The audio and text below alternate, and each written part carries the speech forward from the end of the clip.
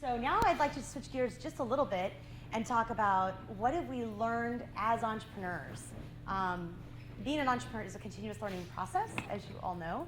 And no matter what you think you know, you're going to continue to learn more, and you'll be corrected a lot.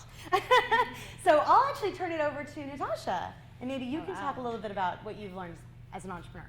I've learned I can be wrong a lot, which is an exciting learning.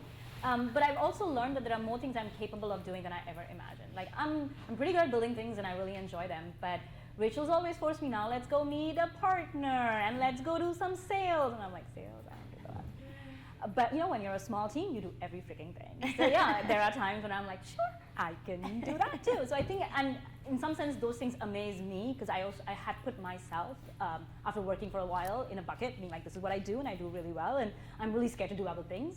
But having been in that position, I'm impressed with myself that I can do other things, and there's a lot to learn and I can improve, but I can do them, and I think that's a great feeling.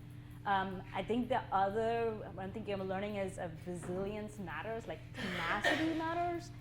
Again, I used to think, I lived in the Bay Area now 10 years, so I used to feel like the way startups work is it's magic. You have magic, you do a startup. If you don't have magic, you don't do a startup. And now, when you're in it and when you meet a lot more people, you realize that what people are describing as magic is literally tenacity.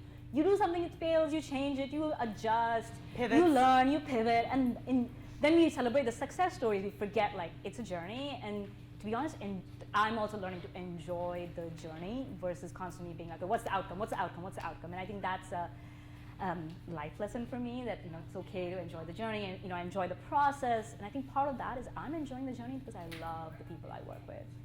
And I mean, it would be totally different if I did not adore all my coworkers. And I think that has really helped me at least go through this process, learn together. And sometimes you're in the trenches and they're there with you, and sometimes you're celebrating and they're drinking with you, and both of them are equally awesome. So yeah, that's pretty much it.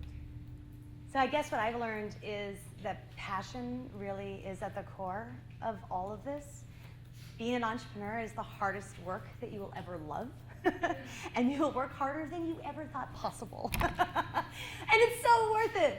And I think also after meeting Natasha and working with Natasha, I would agree.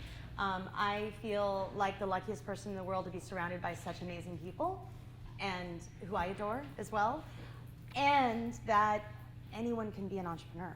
And being an entrepreneur isn't a silo. You can be an entrepreneur in every aspect of life. You could be an entrepreneur in the arts, in a big corporate environment, in a nonprofit organization, in a hybrid organization. Being an entrepreneur is, more around that drive and that passion and that spirit than it is about a particular way of being an entrepreneur. And there's a lot of room for diversity.